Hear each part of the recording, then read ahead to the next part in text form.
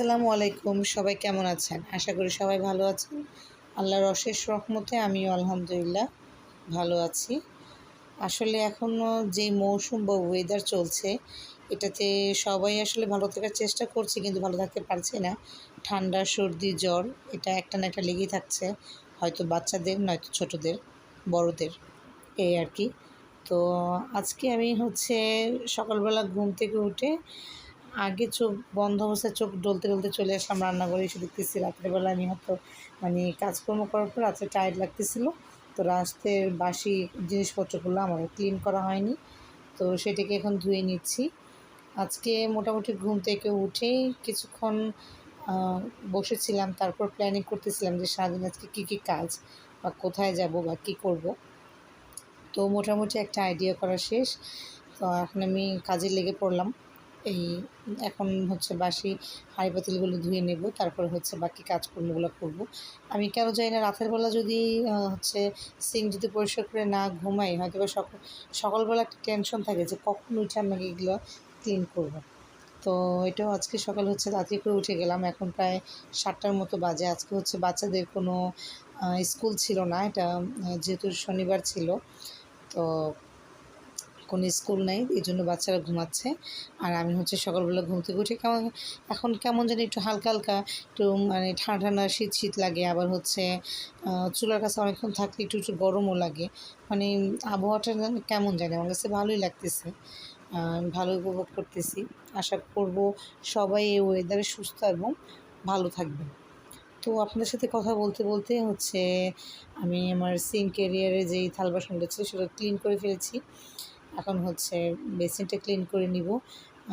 কাজ করার আগে যদি বেসিন এবং চুলা এই দুটো যদি একটু ক্লিন করে নেওয়া যায়, তাহলে কাজ করতে মনে হয় যে সুবিধেই হয় বা ভালোই হয়। আমার কাছে এমনটা মনে হয়।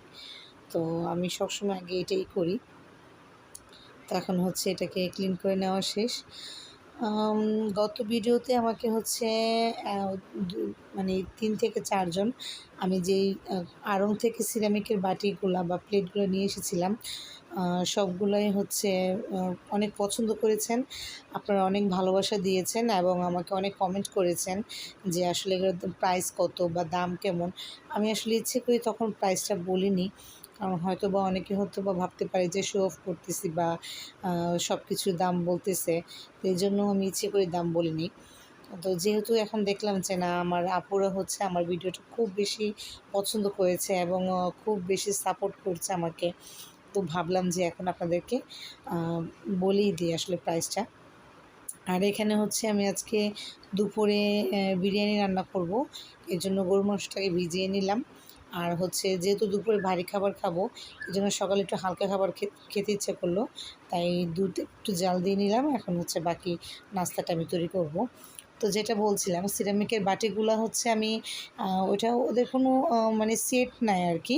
ওদের ভেঙেও নেওয়া যায়, আবার একসাথেও নেওয়া যায়। তো আমার ওইখানে যে একটা আপু জিজ্ঞেস করেছিল যে আমার গ্রিন কালার যেই সেটটা ছিল সেটা আমি কত দিয়ে নিয়েছি।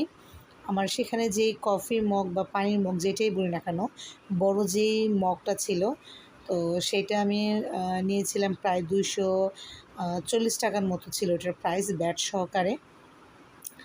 আর যে কাপ সেটা ছিল কাপ এবং পিরিচ, এই কাপ এবং পিরিচটা সহকারে এটার দাম ছিল প্রায় 350-এর উপরে। হ্যাঁ, 300 ব্যাট সহকারে আমার 360 বা 65 এরকম পড়েছে।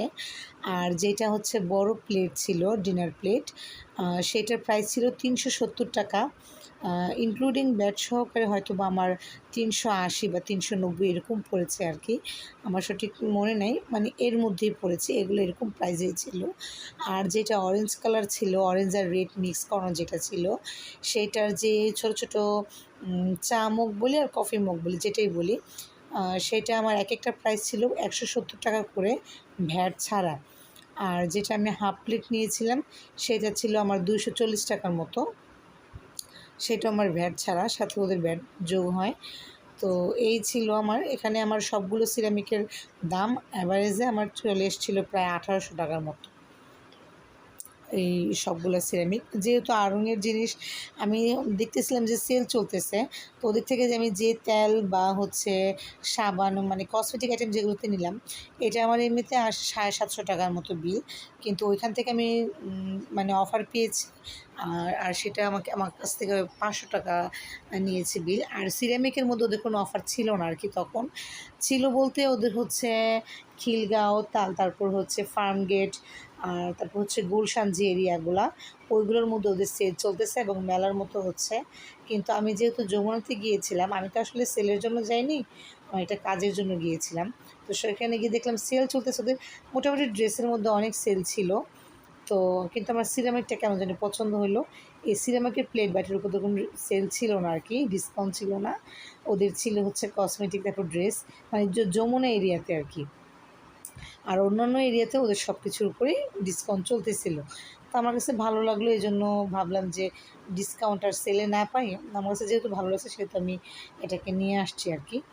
তো এই ছিল আমার আড়ং সেল থেকে কেনা জিনিসপত্র। তো আমার আপুরা হচ্ছে আমাকে অনেক সাপোর্ট করেছে, আমার ভিডিওটি অনেক পছন্দ করেছে এবং অনেকে জানতেও চেয়েছে যে আপু এটার প্রাইস কেমন বা কী। তো আমি এই জন্য তাদেরকে উদ্দেশ্য করে আমি আবার বলে দিলাম। আর যদি আপনাদের কোনো প্রশ্ন থাকে অবশ্যই আমাকে করবেন। তো এখানে হচ্ছে আমি প্রেশার কুকারের মধ্যে মাংসটাকে আগে কষিয়ে নিচ্ছি। আমি প্রেশার কুকারে আজকে বিরিয়ানিটা রান্না করব। তো এখানেই বসিয়ে দিলাম। এখন হচ্ছে মাংসটা মোটামুটি কষানো শেষ। আমি হচ্ছে এখন উপরে ঢাকনাটা লাগিয়ে কিছুক্ষণের জন্য আমি রেখে দিব, যাতে সিদ্ধ হয়। তো এখানে একটু দুধ দিয়ে দিলাম, প্রথমে একটু টক দই দিয়ে দিয়েছিলাম। এই যে এখন আমি ঢাকনা লাগিয়ে দিলাম, এটাকে আমি 5টা শীষ আসা পর্যন্ত রেখে দিব। এই তো আমার মাংস মোটামুটি সিদ্ধ হয়ে গেছে। তারপর আমি পোলার চালটা দিয়ে এখানে একসাথে আমি এখানে পানি দিয়ে দিয়েছি, সেটা অফ ক্যামেরা করে নিয়েছি, আর আমাকে অন ক্যামেরায় করা হয়নি।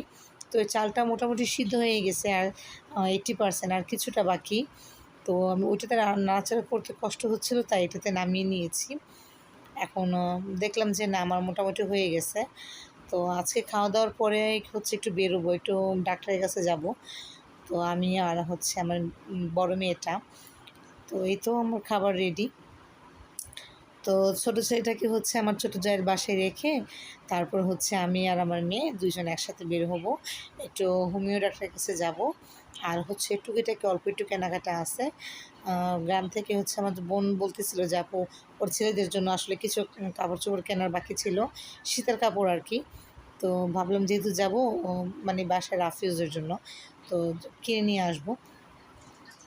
তো এখন চলে যাচ্ছি, এখানে হচ্ছে ডাক্তার দেখাতে যাচ্ছি। ডাক্তার বলতে হচ্ছে হোমিওতে যাব, হোমিও ওষুধে যাব। তো একটু আমাদের বাসা থেকে একটু দূরে মোটামুটি, তো একটা রিক্সা নিয়ে নিলাম। তো ওষুধ টষুধ কেনার পরে চলে আসতেছি। তো তখনই দেখলাম যে আমি যেখানে ওষুধ কিনতে গেলাম সেইখানে হচ্ছে ওদের সাপ্তাহিক একটা মেলার মতো বসে ওই এরিয়াটাতে। প্রতি শনিবার বসে আর কি এই মেলাটা। এখানে অনেক কিছু পাওয়া যায় রিজনেবল প্রাইসে, যেমন এই যে এইগুলা ওয়ালের ম্যাটগুলা, এগুলো হচ্ছে আমরা ডাইনিং টেবিল অনেক ইউজ করি, বা কিছু সার্ভিং ডিশও ইউজ করি, বা অনেকে দেয়ালেও সাজায়। আমি অনলাইনে দেখেছি এগুলোকে পুরো ফুল সেট 1500 টাকা বিক্রি করতে। আর এখানে ফুল সেট যদি আমি কিনতে যাই আমার কাছে হাইস্ট 6 থেকে 700 টাকা লাগবে, আমি একদম হাফ প্রাইস এখানে পাচ্ছি। কিন্তু আসলে আমি কিছুই কিনিনি, কিছু ড্রেস ছাড়া, কাপড় চোপড় ছাড়া টুকিটাকি 2-1টা কিনছি, বাকিগুলো ভালো লাগে না, পরে বাকিগুলো আমি মার্কেট থেকে কিনে নিচ্ছি। কিন্তু এগুলো দেখতেছিলাম ঘুরে ঘুরে, আসলে ভালোই লাগতেছিল। আর এই বড় একটা ক্লের প্যাকেট নিয়ে নিলাম আমার ছেলের জন্য। এখানে আসলে মোটামুটি অনেক কিছু রিজনেবল প্রাইসে পাওয়া যায়, কিন্তু এখানে যেতে হলে অনেক ঘোরাঘুরি করতে হয়। ওদিন আমার স্বাস্থ্যটা মোটেও ভালো ছিল না, এজন্য আমি ঘোরাঘুরি করতে পারিনি। বাস এরকম হাঁটার মধ্যে যতটুকু দেখতেছিলাম ততটুকুই দেখলাম। এখানে ব্ল্যাঙ্কেটগুলোও ভালো ছিল, হালকা শীত, আমাদের শহরের মধ্যে যারা থাকি আর কি, হালকা শীতের মধ্যে, তারপরে এসির নিচে, এগুলো খুব ভালো। আমার কাছে বেশ ভালো লাগে। কিন্তু আসলে কিছুই কেনা হয়নি। এখানে হচ্ছে নরমাল প্রাইসে গামছা, তারপর পাঞ্জাবি, বাচ্চাদের এই টি-শার্ট। এই যে এইখানে আম বাচ্চাদের খুব ভালো, ভালো গেঞ্জি পাওয়া যাচ্ছিল।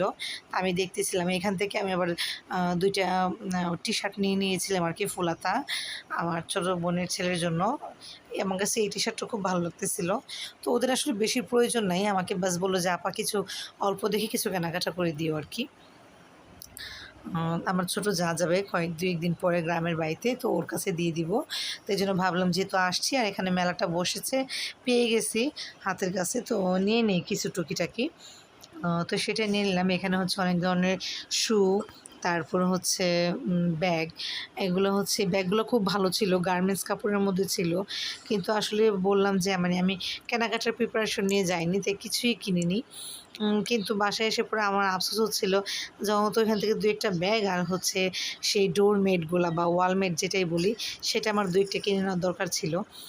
তো এইখানে হচ্ছে কিছু কোকারিজের মানে হ্যাঙ্গিং সিস্টেম যে হ্যাঙ্গারগুলো থাকে আরকি দেয়ালে বা বারান্দায় গাছ লাগানোর জন্য যেগুলো থাকে, সেগুলো হচ্ছে এখানে ছিল। আর খুব সুন্দর, সুন্দর হচ্ছে ঘড়ি ছিল, দেয়াল ঘড়ি।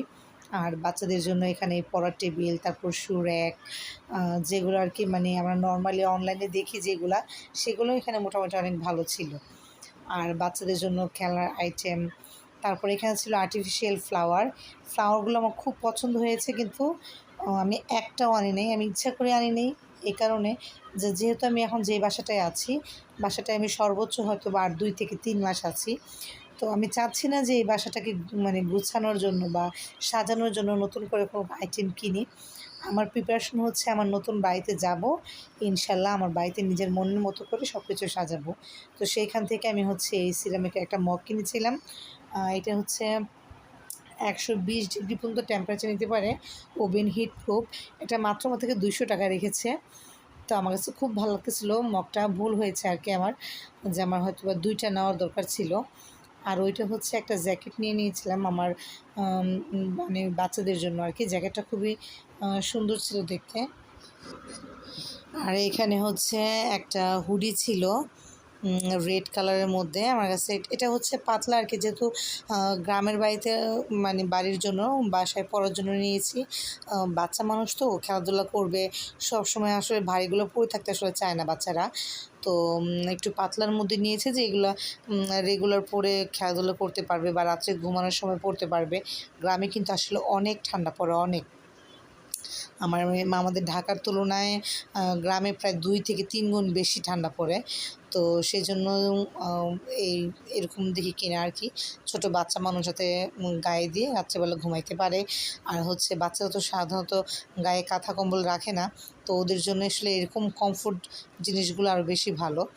তো এইখানে হচ্ছে আরেকটা গেঞ্জি নিয়েছি। আমি আসলে চেষ্টা করেছি যেরকম ধরনের আসলে গেঞ্জি নিবো বা তার সাথে মিলিয়ে আমি হচ্ছে প্যান্টটা নিবো। কিন্তু এগুলো কিন্তু কিনেছি আলাদা, আলাদা। ২ টা ২ জায়গা থেকে কিনেছি। তো এইটাও হচ্ছে একটা গেঞ্জি। না, এটার সাথে ম্যাচ করে হচ্ছে এই প্যান্টটা নিয়েছি।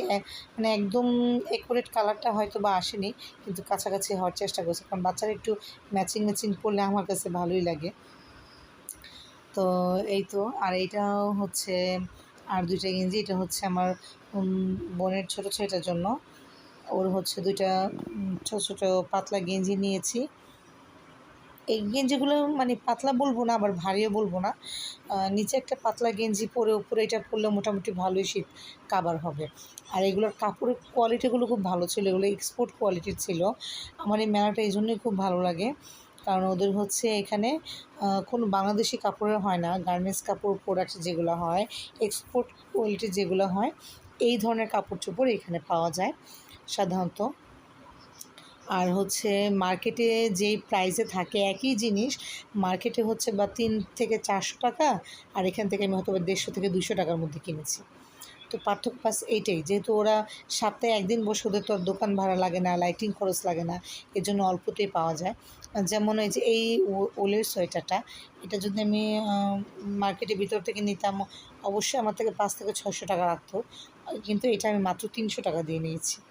তো এই আর কি, আমার কাছে হচ্ছে মার্কেটের ভিতরে বা বাহিরে ওইটা বেশি ম্যাটার করে না। কাপড়ের কোয়ালিটিটা বেশি ম্যাটার করে, আর কোনটা আমি পরলে কমফোর্ট ফিল করব ওইটা আমার কাছে বেশি ম্যাটার করে। তো এই হচ্ছে বাচ্চাদের কাপড়।